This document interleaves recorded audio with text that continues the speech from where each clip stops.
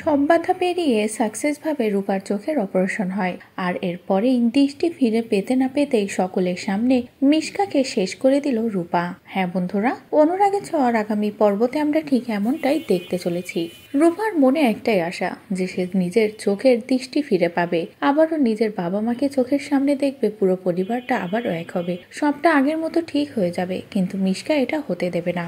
এই কারণে তো ছদ্মবেশ নিয়ে নার্স সেজে চলে যায় অপারেশন থিয়েটারে। সেখানে গিয়ে সোজা রূপাকে শেষ করতে চায়। রূপা যাতে বরাবরের মতো চোখে দেখতে না পারে সেই ব্যবস্থাই করতে চায়। কিন্তু মায়ের মন বলে কথা, দীপা ঠিকই বুঝতে পারে যে রূপা বিপদে আছে।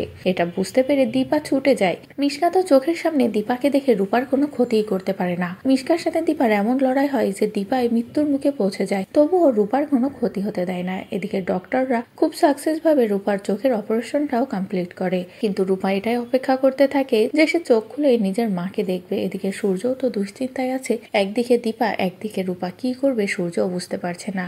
এরপরে সময় আসে রূপার চোখ খোলার, আর চোখ খোলার পরেই রূপা চোখের সামনে নিজের মাকে না দেখে ভীষণ দুশ্চিন্তায় পড়ে যায়, কষ্ট পায়, সবটা জানতে চায়। আর রূপা যখনই সবটা জানতে চায় তখনই কেউ রূপার কাছ থেকে কোনো কিছু লুকায় না, রূপাকে সবটা বলে দেয়। আর সবটা বলা মাত্রই রূপা বলে এই কাজটা করেছে মিশকা আন্টি, ওকে আমি ছাড়বো না বলে সকলের সামনে বলে আমি ওকে শেষ করে দেব, অনেক হয়েছে, আর নয়। ওর জন্যই আমি এতদিন থেকে আমি আমার বাবা মায়ের কাছ থেকে অনেক দূরে থেকেছি, এবার আমি নিজের হাতে ওকে শেষ করব বলেই সকলের সামনে ভরা মজলি সেই রূপা মিশকাকে শেষ করে দেয়। তো বন্ধুরা, এবার যদি সত্যি এমনটা হয়, দৃষ্টি ফিরে পেতে না পেতেই হসপিটালে সকলের সামনে মিশকাকে শেষ করে দেয় রূপা, তাহলে সেটা দেখতে তোমাদের ঠিক কেমন লাগবে কমেন্ট করে জানাও। পরবর্তী আপডেট পেতে চ্যানেলটি সাবস্ক্রাইব করো।